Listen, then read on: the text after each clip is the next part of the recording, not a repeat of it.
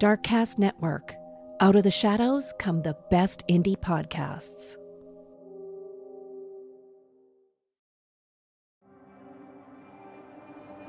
Hi, I'm Ashley, a true crime fanatic. I'm Dan, and I don't know anything about true crime. Together, we host Fuck That, a true crime podcast that covers cases that highlight important topics that are often overlooked, such as wrongful convictions, domestic violence, and social inequities, sprinkled in with the occasional case with spooky themes. If you are looking for your next true crime fix delivered candidly with a hint of sarcasm, you can listen and subscribe to bi-weekly episodes of Fuck That wherever you listen to your podcasts. And don't forget to give us a follow on Facebook and Twitter at @FThatPod and at @FThat_pod on Instagram.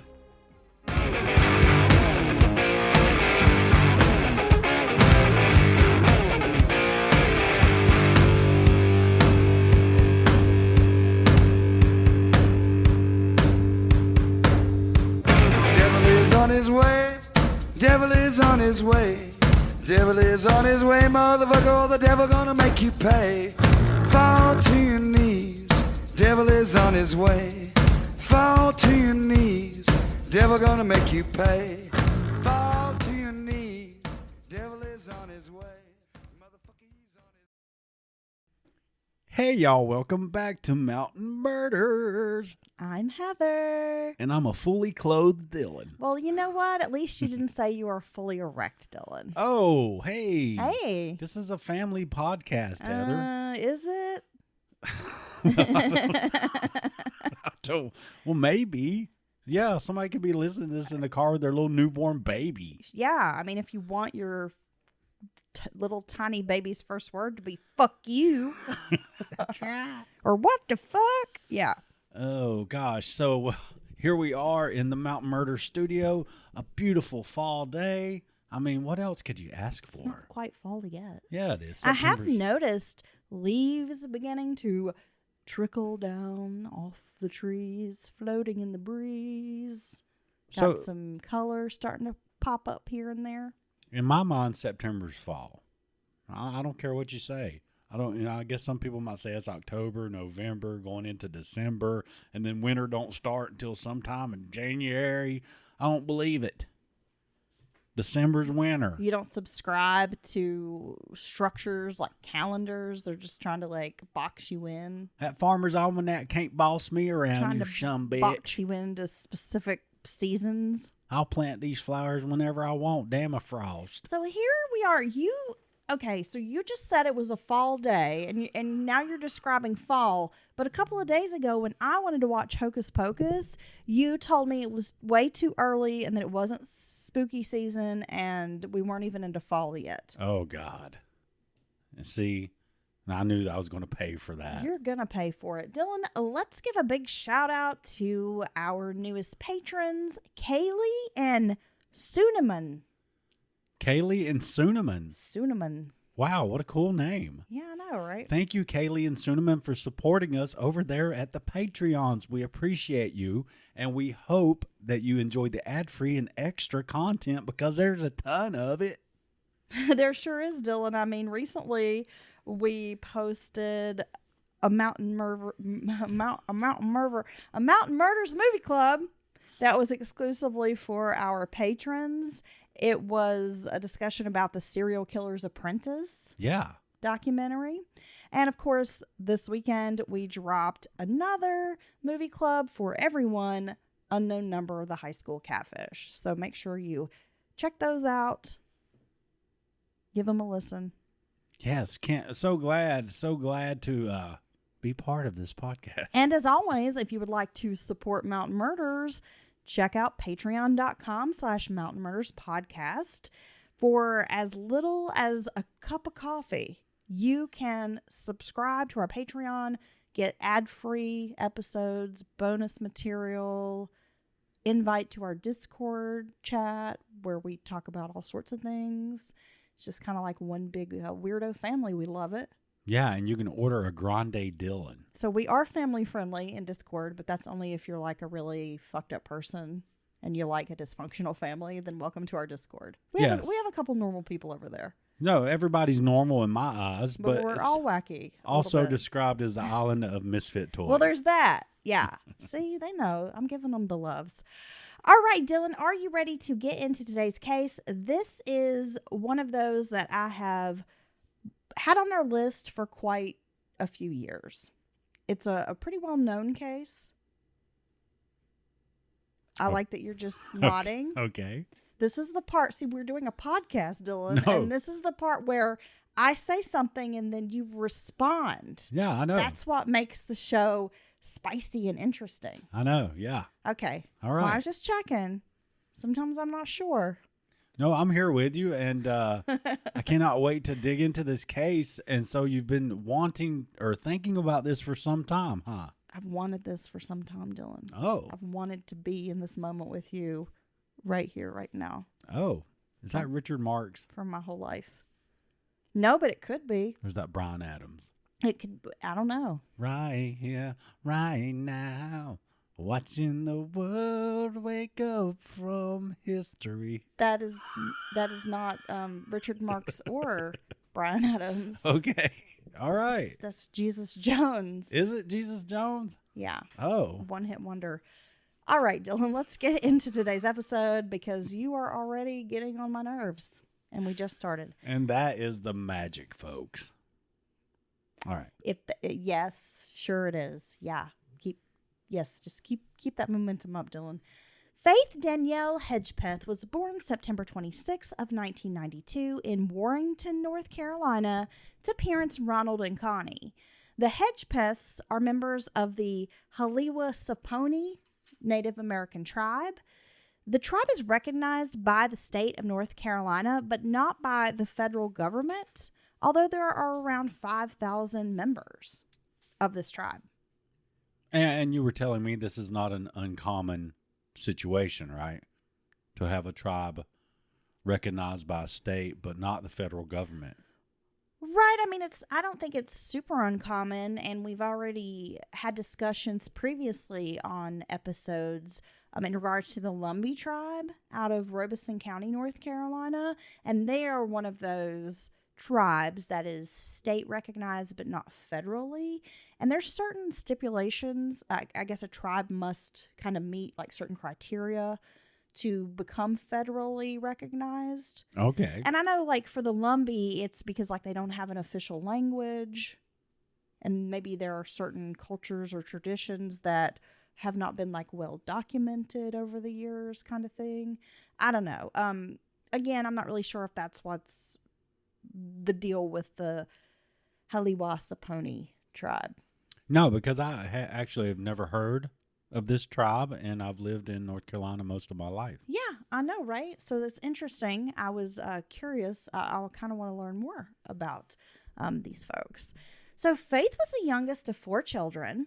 It has been reported that Faith's father had a drug problem when she was born, and just a year after this, her parents divorced. The children lived primarily with their mother, Connie, and since Faith was the youngest, she was cared for by her older siblings, especially an older sister. She's the baby of the family, and you know what that means, Dylan. She's probably gonna be babied. Oh, yeah. That's the way it goes. It seems like the youngest is always the baby, right? Growing up, Faith did well in school. She participated in a number of clubs and extracurricular activities, including cheerleading. She earned a prestigious scholarship, the Gates Millennium Scholarship, to attend the University of North Carolina at Chapel Hill. The Gates Millennium Scholars Program is an academic scholarship award and program for higher education. It's available to high-achieving ethnic minority students in the United States. It was established in 1999 and funded by Microsoft founder Bill Gates through the Bill and Melinda Gates Foundation. So not only is she receiving this scholarship, but I mean, she's attending Carolina. UNC, baby. Which is a pretty, well-known school, very reputable. I would call it prestigious. Prestigious. That's right. Yeah. Yeah, no, well-known school. It's a really good college. Really good college. You've had a lot of people going to do great things coming from UNC Chapel Hill, right? Like Michael Jordan. I mean, not playing sports, doctors and such. I'm just saying. OMJ's from Carolina. Yeah, I know. We saw his restaurant, but it's closed now. Actually, your mom the other day texted to say that the Duke Carolina game was happening. And Michael Jordan was there, I guess, as a guest. At my mom's house? Yeah, at your mom's house. Gosh. He actually come over because your mama had made him some, like, chicken and rice. Okay. No. She was saying he was in attendance at this game. And, of course, Bill Belichick, who is now the Tar Heels football coach. Yeah, it's obvious why he went from the NFL to college sports so he could be near his girlfriend. Womp womp. Yes. So funny. Woo. Gosh. Comedy gold, Dylan.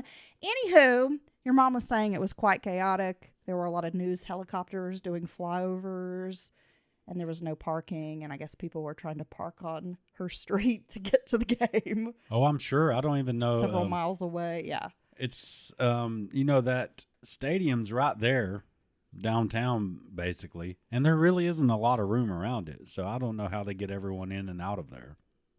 Right. Yeah, it's crazy.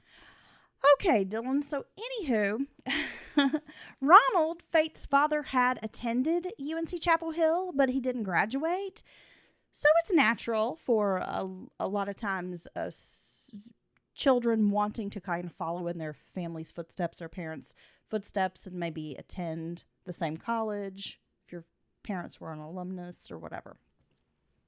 So Faith wanted to be the first person in her family to graduate from college, which is a huge achievement. Yeah, and it's something to be very proud of. Yeah, I agree.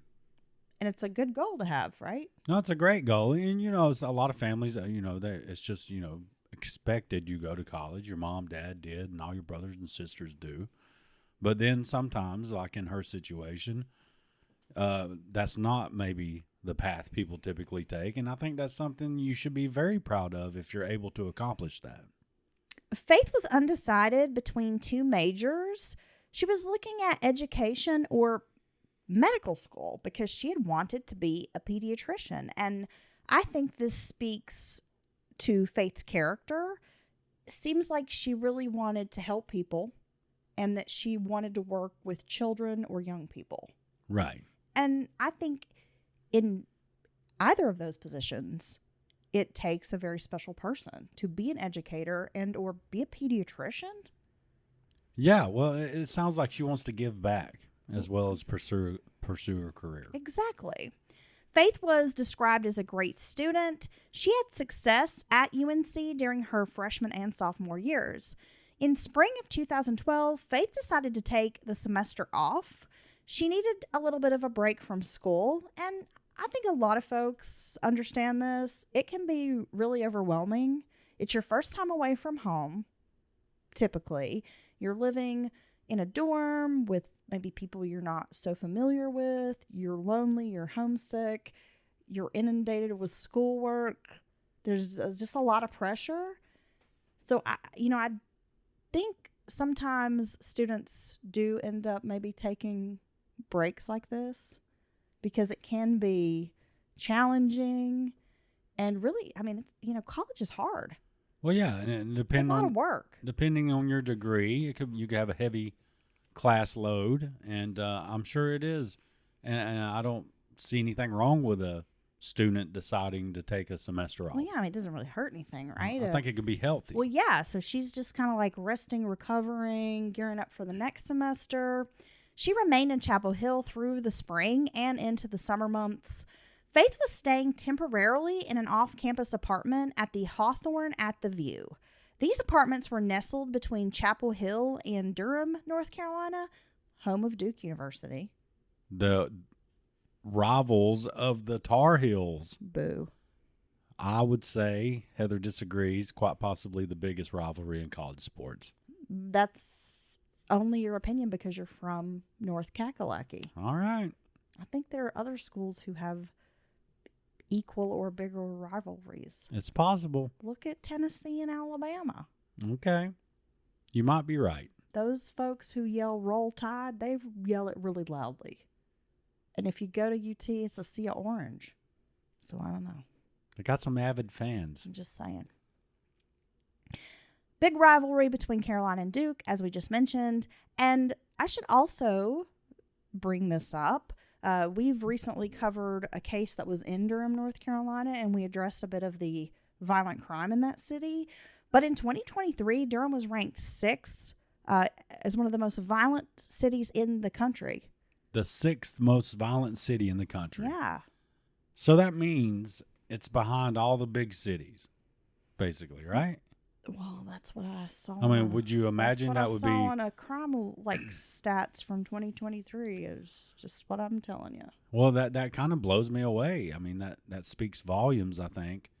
Well, I bring it up simply because these apartments are between Chapel Hill and Durham is known as a violent place.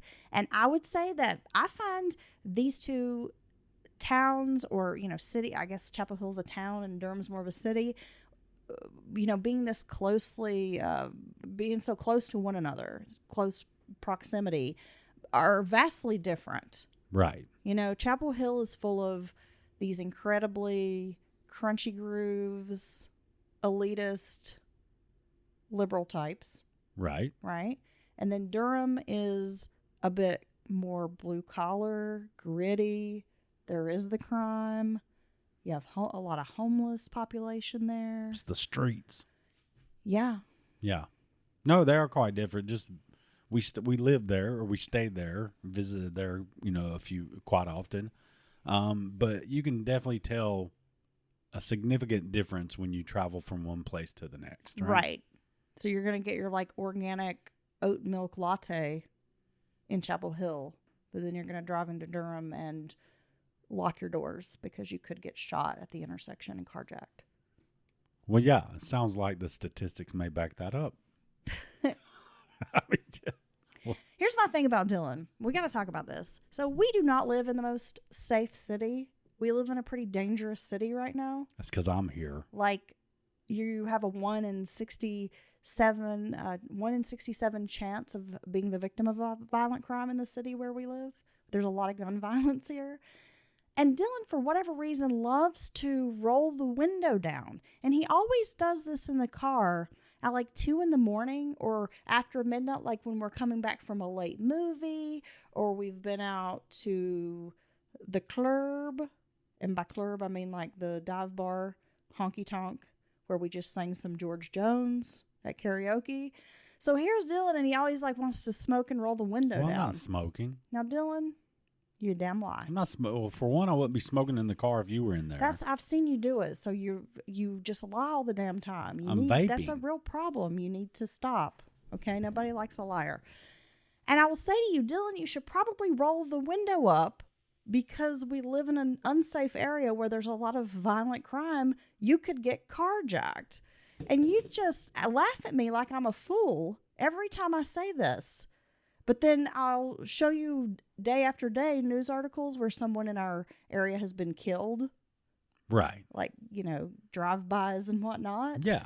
Yeah, but I just can't get you to wrap this concept of maybe I should not have my window down at 2 a.m.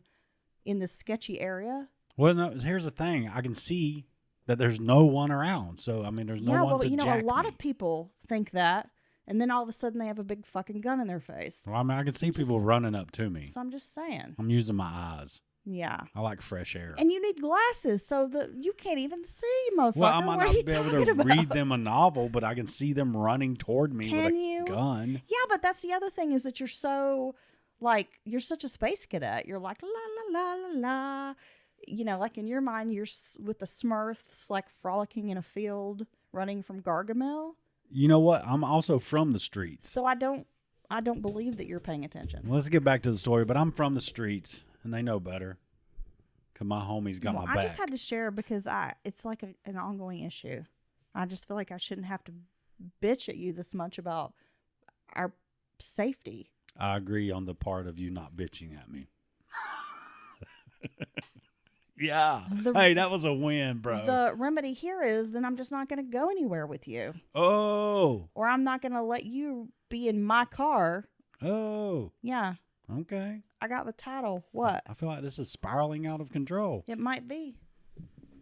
Why don't you roll down your window and put that in your pipe and smoke it? Is this all in your script? Yeah, it is.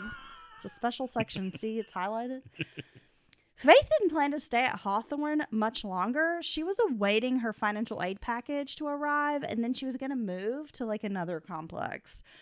Faith was active with the Carolina Indian Circle and volunteered at the American Indian Center while she was a student at Chapel Hill. Now, here's where things got a little confusing in my research. Faith is staying at this apartment, and it's been reported that she was kind of temporarily staying there, but then other outlets kind of indicated that maybe she had lived there with her friend Karina Rosario. And now, I know it's a one-bedroom apartment, so I'm assuming, they're sharing. I don't know how that works. Someone's got the couch, someone's got the bedroom. But Karina had a boyfriend named Eric Jones, and it has been reported that this couple fought a lot. They had a lot of arguments. A lot of times these would spiral into more. Law enforcement would arrive. So there were a lot of domestic situations, and a lot of them at this apartment. That's too much. I mean, I understand people arguing and stuff, but when you're a young couple like this with a limited history and you're not intertwined through children or finances. You don't have a mutual 401k or IRA or something. I don't know. I just find it odd for the man or the woman or whoever to continue a kind of a volatile relationship. Well, especially when you're at a college campus with like thousands of other students. Yeah. Like surely someone on the campus is fuckable, right? I'm sure. Right. Okay, so this is the other part of this, what I was getting at, is there have been reports that Eric lived there with Karina. So again, I'm not sure if it was like this kind of triangle, like the two friends and then the boyfriend's there. But regardless, it seems like he was at this apartment a lot. And by triangle, to be clear, she does not mean a sexual relationship. Well, I don't mean like they're in a throuple. No, but for whatever the the logistics are, they're all hanging out together a lot. Right. So Eric, like I mentioned, there's a lot of domestic situations between these two. And I don't know if they were violent. I don't have those details. But it seems like Karina had enough and ended things with Eric. And 2 different times in 2012, Eric attempted to break into this apartment. Well, that's not good behavior. No. Faith had helped her friend Karina get a protective order against Eric so that he would stay away from this apartment. Eric, of course, was not pleased with this and felt that Faith was sticking her nose into their business. And this is what happens when you're around a couple like this. Obviously, Faith, it sounds like she's just trying to help her friend out. Yeah, absolutely.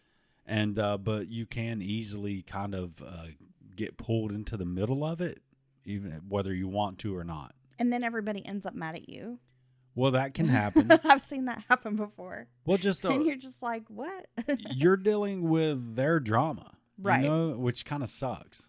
At one point, Eric allegedly threatened to kill Faith if Karina did not get back together with him. Eric had this feeling that Faith had poisoned Karina's mind against him. This is not all the fights. It's not you breaking into the apartment. It's not this domestic violence or whatever. Not that we've had cops called out. None of that. It's simply because her friend told her, dump him. But yeah, it can't be your bad behavior or your temper or any of that. It must be something accountability. Else. Yeah. But you see this in these kinds of relationships. If there's domestic violence and one partner gets away, I feel like the other partner, typically the perpetrator, is always looking to blame somebody else. No. Like, well, it's your mama's fault that you left me, or your sister, or your friend. Yeah, if not for them, we'd be happy together. Yeah. Right? Now get back over here and let me choke you. That's right. That's my love language. You whore. I love you. let's be honest. Faith was just trying to be a good friend and get her girlfriend out of this bad situation, which I think most people would try to help their friend, right? There's clear evidence that Eric and Karina had enough problems, and Faith's input was not the deciding factor. But in these domestic situations, abusers will blame everyone but themselves, as we know. On Thursday, September 6th of 2012, between 5:30 and 6 p.m., Faith and Karina attended a rush event for Alpha Pi Omega, which was a Native American sorority on campus. Faith wanted to get into this Greek organization. There's a lot of reasons why college students go Greek. You know, you've got the camaraderie, social events, community service, and then ultimately networking can help you get a job. Well, yeah, you can build lifetime relationships. Yeah. Alpha Pi Omega has a unique history at UNC Chapel Hill. It was founded by 4 Native American women from the Lumbee and Kohari tribes in 1994. Not only do they offer a sisterhood, but preserve Native American heritage and cultural traditions, it also helps foster a sense of belonging for Native American students who can sometimes feel isolated on college campuses, being a small minority. Right. And around 7:15 p.m., Faith departed the event because she needed to work on an important paper, which was focusing on the history of her local tribe. The pair went to the Davis Library for study and research. It was around 8 p.m. when they arrived at the library on campus. Between 8:30 and 9 p.m., Faith sent her father a text message expressing her excitement with potentially joining this sorority. She was stoked. She felt like this was kind of the, place she belonged, and that these were her people. She really liked everybody and was really excited about this sorority. The pair stayed at the library for a few more hours. Faith left while Karina stayed behind. And then Faith returned to the library once more at around 11:30 p.m. And that's when she and Karina headed to their apartment. Now, the friends decided they were going to hit up a nightclub called The Thrill. Wow. In downtown Chapel Hill. Now, it's very unfortunate for all of us that Thrill no longer exists. Oh, you can't get your thrill there anymore? Man, I have to say, 20 years ago, there were so many freaking awesome bars in Chapel Hill that are no more. And I just feel really sad that there's this whole generation that missed out on the nightlight, their 80s goth dance party night. Oh, that sounds awesome. Really fun. Or the bar called Hell that had an amazing jukebox where you could listen to Sheila E. Nice. It's a glamorous life. Yeah, it was amazing. Though they were underage, Faith was 3 weeks shy of her 20th birthday. The Thrill had a reputation for allowing underage students inside and not necessarily checking ages before serving drinks. Oh my goodness, that sounds illegal. I should mention this place is, like I said, long since closed, and we can probably guess why. I was going to say, I guess it's no surprise that no longer can you get your thrill with no ID. Yeah. Ain't gonna get no thrill in Chapel Hill. I remember this age and college going out with your friends to a dance club, and I might be making a broad statement or kind of generalizing things, but most girls I knew at that age just loved to go dancing at the club. At the club. It wasn't really about hooking up or meeting anybody or even drinking so much as just kind of hanging out with your girls on the dance floor and, backing that thing up. Yeah, just dancing together, basically, right? Yeah. Yeah. In a circle. Go shorty. It's your birthday. Some 50 Cent playing. It's your motherfucking birthday. Well, those are good. It was a good club days, Yeah. Yeah. Throw your ass in that circle, Dylan. Late 90s, early 2000s. It's a good time to be in. Don't make those club hit bangers anymore, man. Well, no, it's because where's the Missy Elliott? The kids don't want them. I want it. Never too old to back that thing up, Dylan. The girls stayed at the club for about an hour and a half probably like midnight, 12:30 to 2 a.m. Karina didn't feel well. She asked if they could leave. Security footage shows these women leaving the nightclub at exactly 2:06 a.m. The downstairs neighbor at the apartment building, who was up watching television at this early hour, said the women returned to their apartment around 3 a.m. Normally, she might not recognize the time, but she heard 3 loud thumping noises upstairs, like something heavy was being dropped on the floor above her, and this did seem a little odd to the neighbor. Well, yes, especially given that time of the morning, right? Sometime in the next 30 to 40 minutes, Faith's Facebook account is accessed. One of Faith's former boyfriends, Brandon Edwards, received a text, and it's kind of odd. It just says this: "Hey B, can you come over here please? Karina needs you more. Aha, you know, please let her know you care." All right. Yeah, maybe they had been drinking that night. Then in a minute, another nonsensical text came in that spelled than, THAN. Around 4, Brandon texts back asking, "Who dis?" No, it was more like, "Who is this?" But I always like to say, "Who dis?" Records show around the same time, Brandon is getting texts from Faith's phone while Karina is also trying to call him. Brandon didn't answer any of these calls. Karina then called a UNC soccer player named Jordan McCrary. She was friends with this guy, and after chatting, she left the apartment with him. Jordan picked Karina up around 4:25 a.m. When Karina left the apartment, she did not lock up. According to Karina, she assumed Faith was asleep in the bedroom and didn't bother locking the door. And honestly, as scary as it is, I don't think this is uncommon among college kids.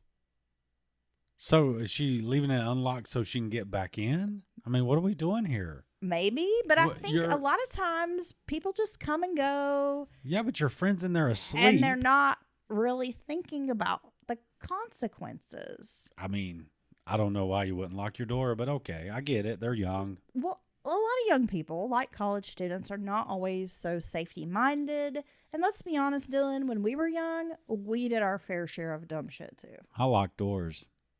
I've always been a door locker. Well, good for you. Even as a small child, I would go around and lock people out.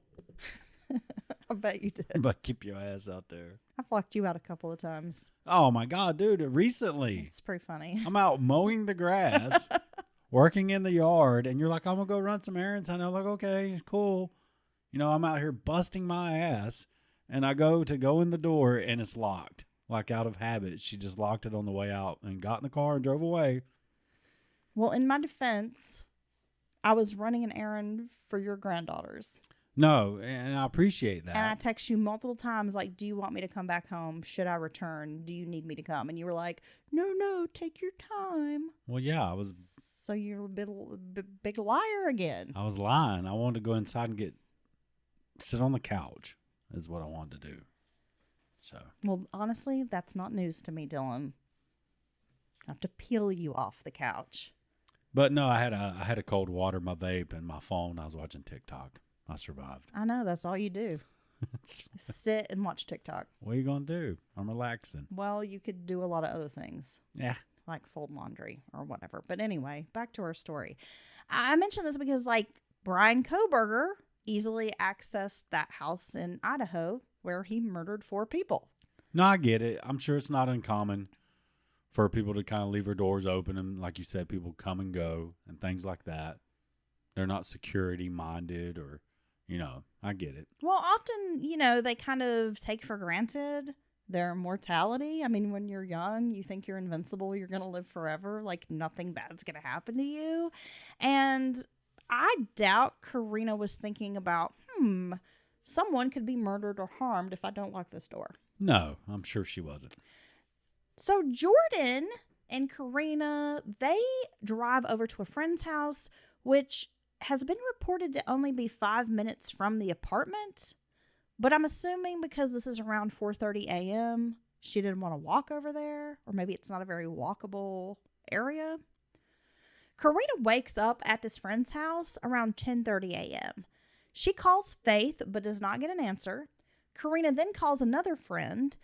It seems like maybe she's looking for a ride back to the apartment.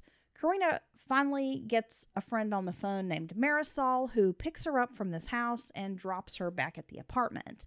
When Karina gets to the Hawthorne apartment, it's a few minutes after 11, and now it's September 7th of 2012. Karina and Marisol enter into the apartment and call out for Faith. When they get no answer, the women go into the back where the bedroom is located, and that's where they find Faith's partially nude body wrapped in a quilt. They see blood. There's blood spatter everywhere. Faith has been beaten to death and sexually assaulted. Damn. Karina calls 911 immediately to report what has happened. Quickly, investigators arrive and begin processing the scene. Fortunately, they were able to collect semen from the crime scene, which can be used to develop a DNA profile. They're also able to pull DNA from some other places in this crime scene. There was a considerable amount of forensic evidence left behind. The DNA they pull does come back as male, but the tricky part is the DNA is not found in any database. Okay, so they have a sample, but they have nothing to compare it to. When the autopsy comes back, they determine that Faith has died from blunt force trauma to the head. There was a rum bottle located in the apartment, and detectives believe it was the murder weapon. The autopsy noted that Faith had a number of cuts and bruises. She had blood under her fingernails. This suggested to authorities that she had struggled with her killer. Faith's father had called his daughter a fighter, so it does make sense that she would put up her best. I think for most of us, if our life was hanging in the balance, we would try to fight off our attacker given a chance. Yeah, I mean, your basic instinct is going to kick in at a certain point, right? But I also think about if she's asleep, she's in bed, she's tired, she's probably knocked out. Like to wake up and there's a strange person or a person in your room Assaulting you? or yeah. I mean, that's so scary, and really you're caught so off guard. You're probably half asleep. I mean, No, I can't imagine being so scary. But that fight or flight has to kick in, right?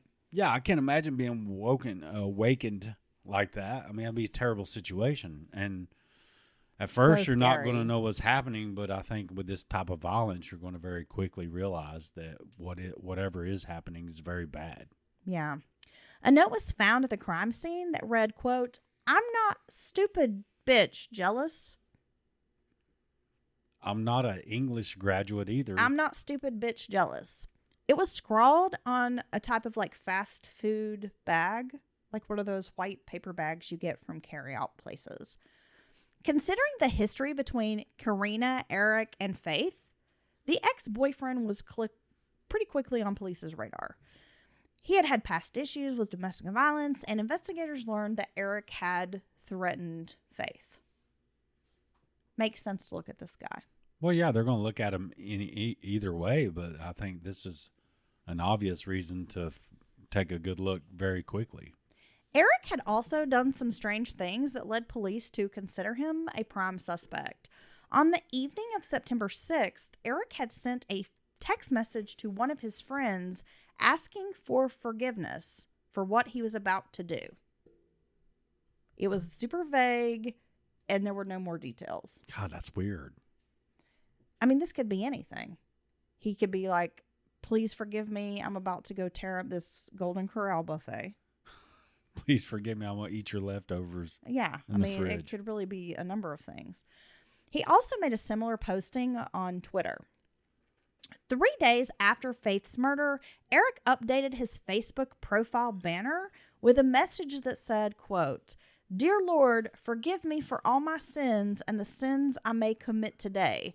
Protect me from girls who don't deserve me and the ones who wish me dead today." What? Maybe it also says only God can judge me. I don't know. My kids is in my world. What is this guy even thinking? Protect him? from women who don't deserve him Yeah. because he's such a catch. Sounds like a catch. Eric was interviewed by investigators who also requested a DNA sample. At first, he was hesitant to provide the sample, but eventually gives in. And let's be honest, if you are innocent and you know I did nothing, I would want to give up a sample to clear my name. Well, yeah, you would want to get your name cleared, and so they can move on and find out who really hurt this person. Yeah. Right, because let's be honest, like, you know that's not my semen. Right. If you didn't do anything, it shouldn't be your semen. And no matter a normal person, even if they had not liked Faith at some point or had issues, given his relationship with Karina and all that, would still not want her to be murdered like this, right? You would want someone to be found and a killer stopped. So, yeah. But I guess in some instances, a person could be nervous about doing that because maybe they don't fully understand what the... Oh, yeah. I mean, I see reasons why someone might be a little skeptical or a little suspicious. Right. Right. It turns out that the DNA clears Eric from the crime scene. His DNA did not match the semen or the other DNA evidence that they found, the blood under Faith's fingernails. Really? Yeah. The friends Brandon and Jordan are also asked to provide DNA samples, and it excluded them as well. I think in these situations, like I said, most people would feel confident enough to say, like, I didn't do this and hand over that DNA, because that really is the fastest and safest way to clear your name. So it does seem like most everyone was cooperative with law enforcement. And they do a lot of DNA testing, and we're going to talk about that. I mean, they really, I have to say, law enforcement tried to work every angle of this case. So it's one of those cases where they just did sample after sample. Yeah. Every male they came into contact with. Yeah, we'll get to that here. So that bag that I talked about that the note was written on came from the Time Out restaurant, which wasn't very far from the apartment. It was the kind of bag that you get, carry out. It's white paper, like a fast food bag.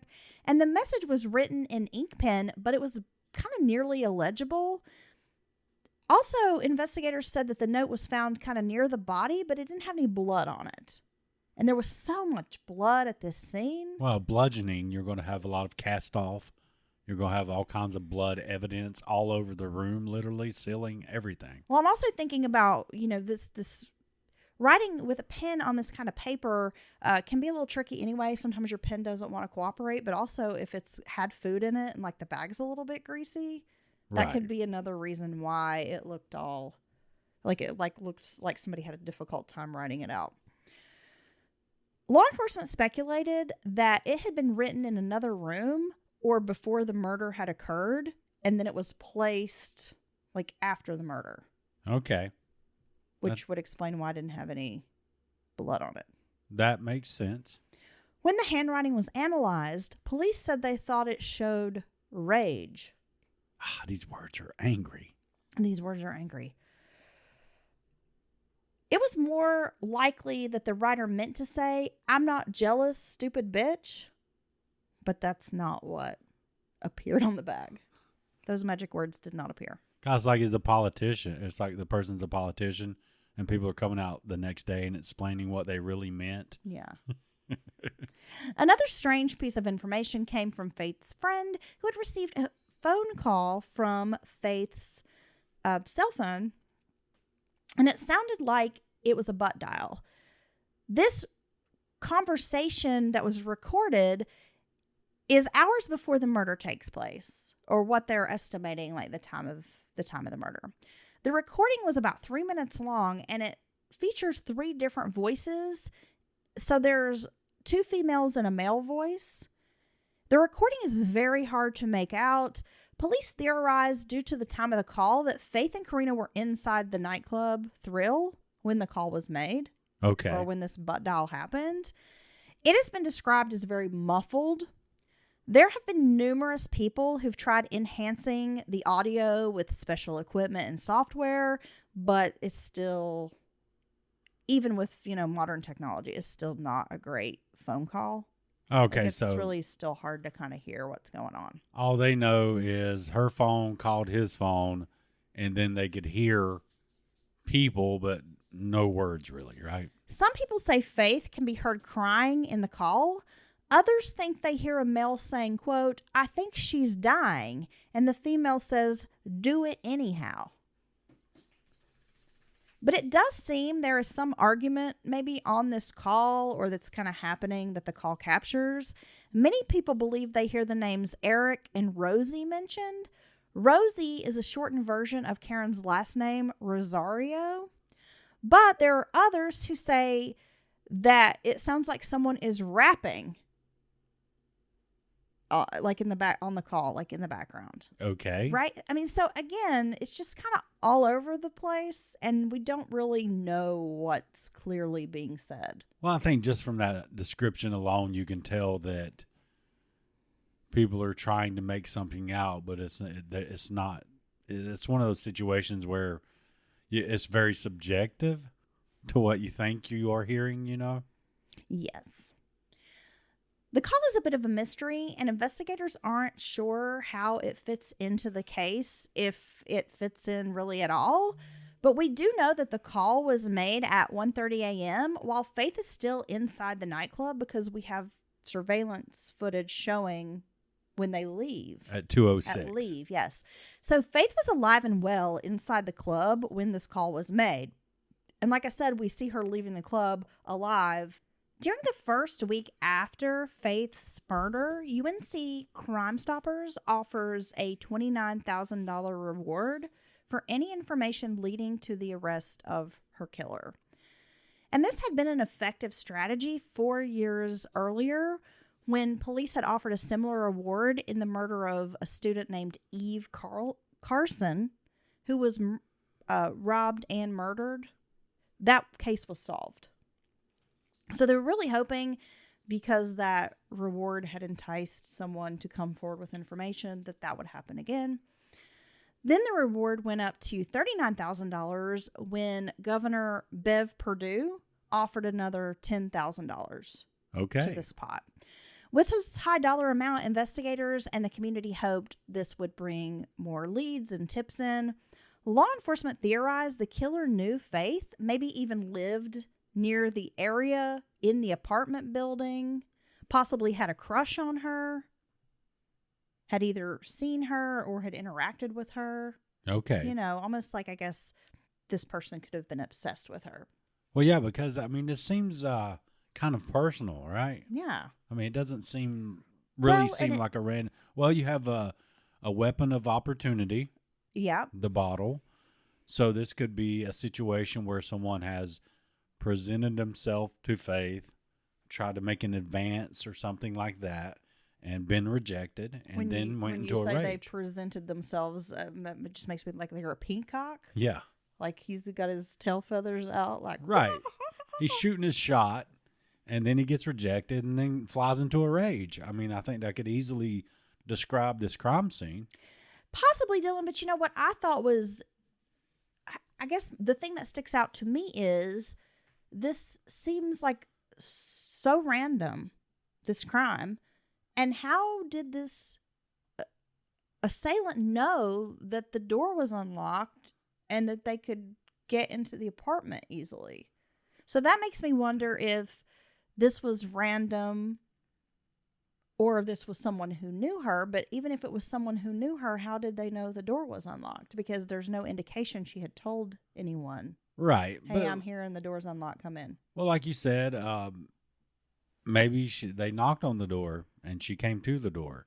Or it is some little, college apartments. You may be able to hear basically what's happening next door. You may hear there's 3 people there. You may hear them say, "Hey, we're leaving now." And then they leave. It could be a number of scenarios, I reckon.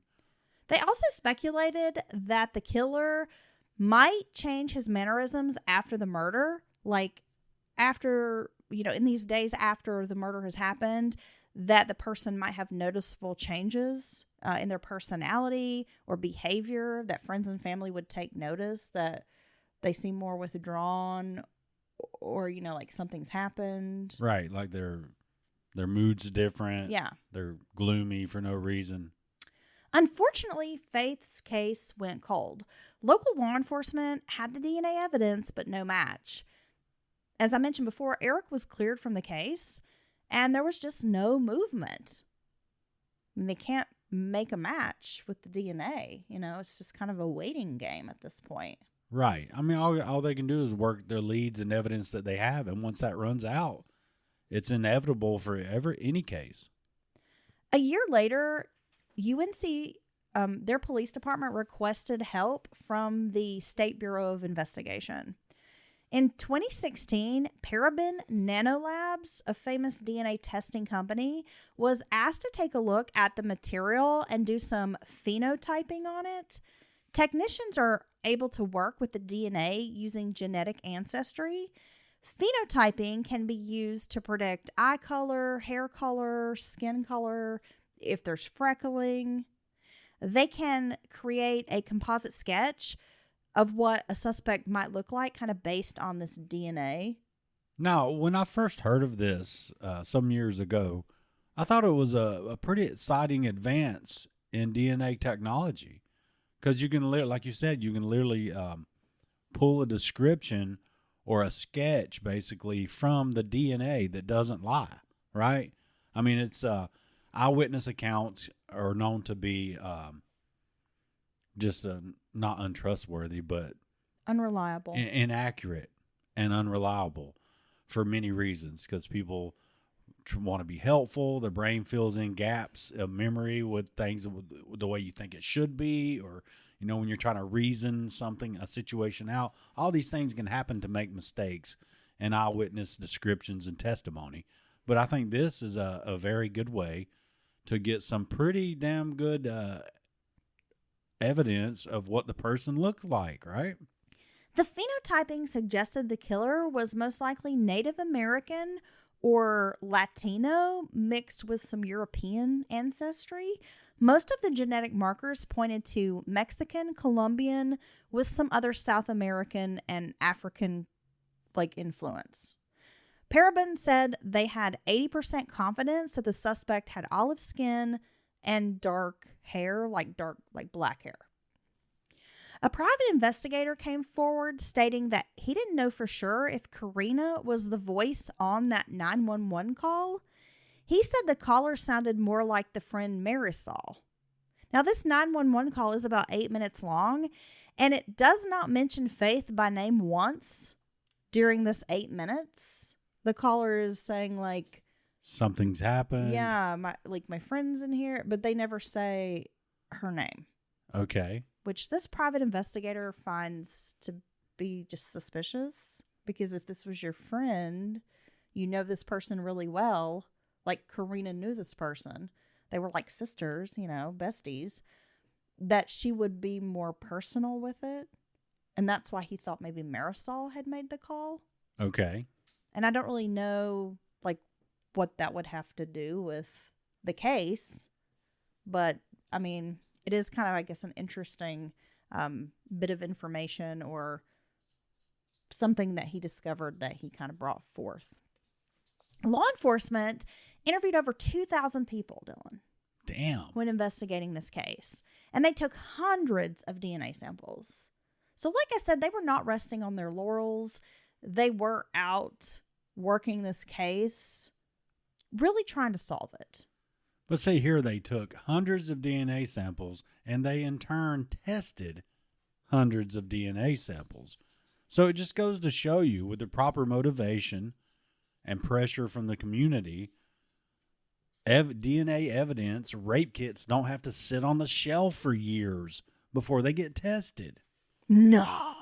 Damn it. Surely you jest. No, but I'm saying, I mean, look at this. Look at they're pouring the money into this case, which I think they should, but I think they should treat every case like that.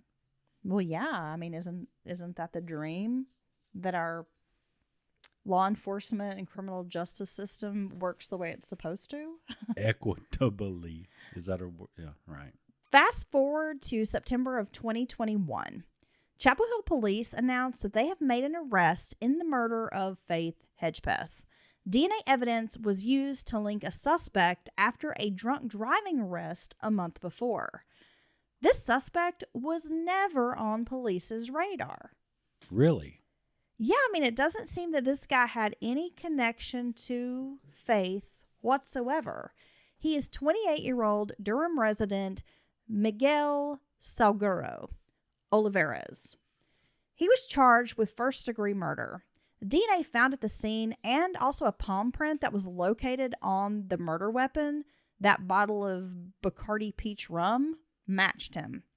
In November of 2024, the charges were amended to include charges of first-degree burglary, first-degree rape, and first-degree sexual offense. In July of 2025, Olivares was scheduled to appear in court on drug-related charges. Allegedly, he had a controlled substance in jail while awaiting trial and was in possession of meth, and also they have charged him with intent to sell this meth in prison or in jail while he's awaiting trial. What the hell? Olivares' lawyers have filed motions in court asking the judge to allow independent testing of a 2-inch long blood stain that was found near the bathroom, where Karina had stated she had been before leaving the apartment on September 7th. Karina Rosario, according to defense lawyers, also had blood on her finger the morning of Faith's murder, and this was witnessed by her friend Jordan McCrary. The filings could be laying the groundwork for a someone else did it defense, or in order to make some kind of deal pointing out flaws in the investigation. To make it not the case look a little less strong, right? Yeah, Olivares' lawyers really are seemingly pointing the finger at Karina Rosario. But, I mean, like, if that's your strategy, okay. But how do you explain your semen at the crime scene, your DNA all over the crime scene, and your DNA all over the bottle that was used as the murder weapon? Well, it seems like, I mean, come on. Seems like damning evidence. This is a common tactic by the defense. Just the possibility that one juror would think, just what if someone else did this crime? I mean, yeah, but if I was on that jury presented with just the evidence you just said, I don't know. I don't see any way around not thinking that you did this crime. Faith's family waited 9 years for a break in the case. And as of yet, there is still no trial scheduled for Olivares. And at this point, it's been 13 years since Faith's murder. How? Do I look like I know? You know, I actually heard someone talking. I don't know why our justice system is so non-functioning. I don't know. Well, no, I heard someone speak on this the other day, and I agreed that until you're presumed innocent until found guilty, right? That's a cornerstone of our justice system, I would say. And you're also you have a right to a speedy trial, a speedy and fair trial. Yeah. And it's almost like that speedy part has been pushed to the side, because when I was growing up, when I was a kid, or, would hear about cases, you didn't hear about them being tried 5, 6, 7, 8 years later. No. It all went down inside of a 12-month period, or whatever, and quickly was resolved. And that way, what if this guy, of course, given the evidence you outlined, likely not, what if he is innocent? Right?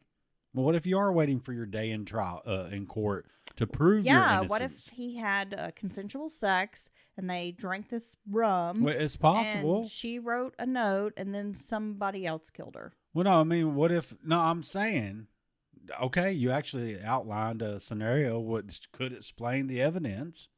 I mean, let's be fair. I'm buying it. Devil's advocate, but I'm saying, or fuck you.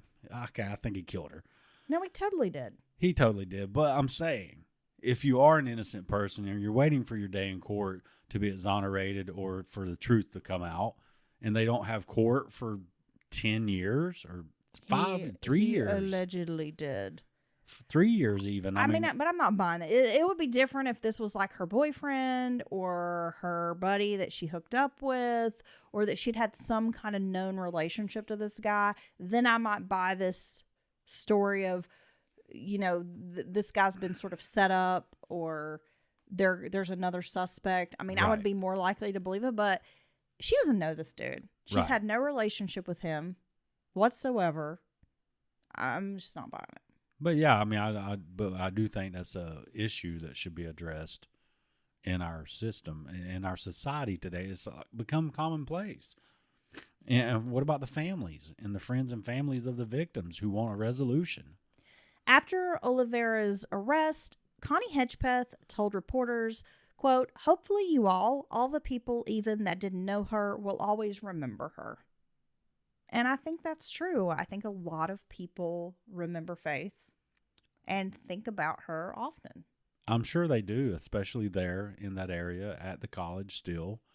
And it's just a terrible, senseless crime. I mean, it just makes absolutely no sense.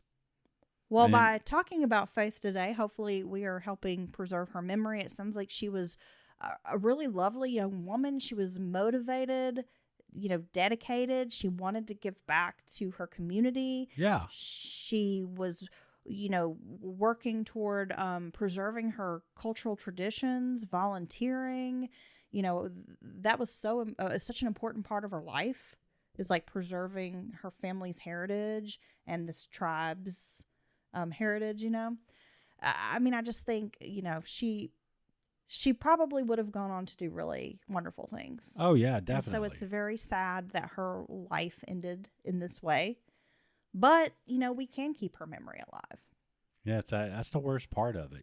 She sounds like she had so much to do and give back, and just had a great life to lead. Yeah. So in the end, despite all of this, and it's such a tragedy, I think we can all recognize what a, lovely young person she was. Agreed. Gosh, it's just sad. It's very sad. Makes no sense. Well, it's so sad when these situations happen. And again, just like we discussed last week, I think most parents, you send your kids off to college so they have this better opportunity. And she's a first, in her family to go to college, graduate from college. Those are her goals. And, her family was so proud of her. And she gets this great scholarship. She's going to this awesome college. Yeah. And the last thing in the world when you're unpacking your kids' stuff in a dorm room or an apartment is to think that they're going to be harmed. Well, it's supposed to be a great event, a moment in their life that's going to, set them up, or set them on a path for the rest of their life. And yeah, I'm sure that's the furthest thought from your mind. But, and unfortunately, stuff does happen. It does. And not to harp, but hey, mamas and daddies, don't forget to remind your kids to lock their doors. Well, you need operational security. If they live in a sorority house, a fraternity house, they have an apartment, they're in a dorm, lock your doors. Well, you are young. It's You just are a good reminder to lock your doors. You're having fun and all these new experiences, but you can take a moment and think about your and your friends' personal safety. Absolutely. Yeah. It's a top priority. And I think especially on college campuses, safety should be super important to everyone, because you are dealing with a very diverse group of people. Anybody can kind of come and go from a college campus. It's not limited to just students. Anyone can walk on campus. Right. And there's such a large group of people there too. I think a lot of times criminals see them as easy prey. They're naive, they're young, they're off on their own for the first time. Yup. Yeah. Gosh. Well, thank you for tuning in to this episode of Mountain Murders. Dylan and I have enjoyed our time together. I've enjoyed you as well. As always. As always. And thanks again to our new patrons and our listeners. We love you all. And we cannot wait to continue this September month. Back to school. Back to school. Back to school. Yes. Did you ever take your teacher an apple to No. suck up? No. Like an apple for the teacher? Well, I didn't need to. I don't even know where that came from, because I don't ever remember anybody ever giving a teacher an apple. So I'm just curious, where did that come from? I'm sure it can be traced back to some time when you was trying to keep your teacher from having scurvy. or something like that. Scurvy. So you bring them a piece Should of you fruit. bring them an orange You then, or you something? don't want them to be deficient in minerals and such. Okay. All right, Dylan.